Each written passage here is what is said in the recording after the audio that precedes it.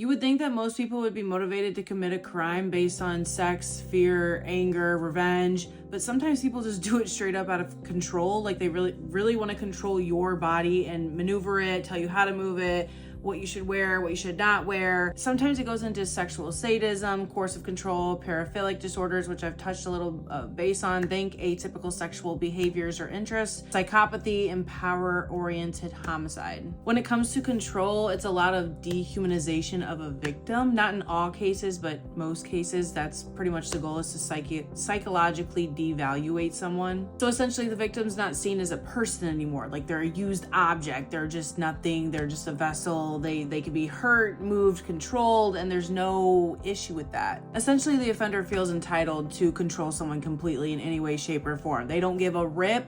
They want the control. They're Big Daddy. They do whatever they want. They're gonna make you do whatever they want. That's why the sexual sadism gets kind of nerve-wracking, because I always say it, toy box killer, think of that. A need for control can go into objectification, sexual fantasies, dissociation, narcissistic personality disorder, or narcissistic and psychopathic traits. Overall, somebody needs control because they feel helpless. They feel powerless within themselves, which is why narcissistic people at the end of the day are really insecure people.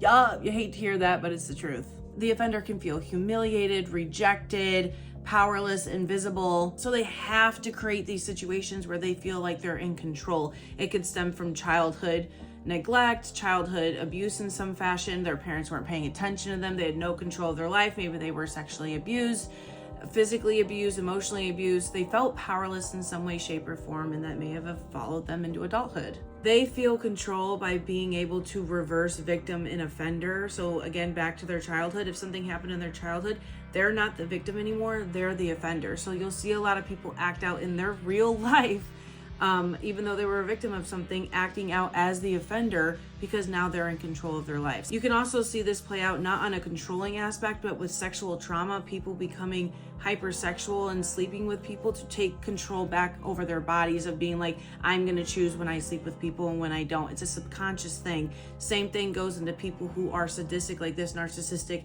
need control, commit crimes such as these.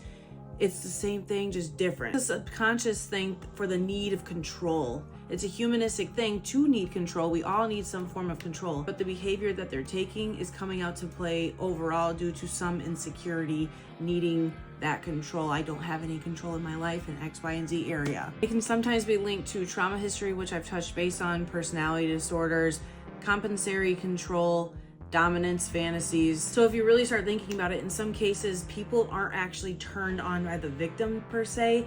They're turned on by the sense of control over another person. Fear, the helplessness, the ability to decide what happens with a person's body, that is what becomes arousing to them. You'll see this sometimes with sexual sadism disorder, paraphilic coercive disorder, power control rapists, and torture motivated offenders. All right, now this switches it up a little bit. When the goal is domination with control. Some offenders don't stop when they're hurting someone. They'll go beyond that point, and it goes into ownership, domination, possession, permanence. So they don't want to just hurt you. They want to own you. They want to control your body, your fear, your life, and sometimes what even happens after death. That's when it stops becoming about anger. That's all about domination. This is when you start to see cases with mutilation, post-mortem acts, captivity, fantasies, ritualistic behavior, and extreme sadism.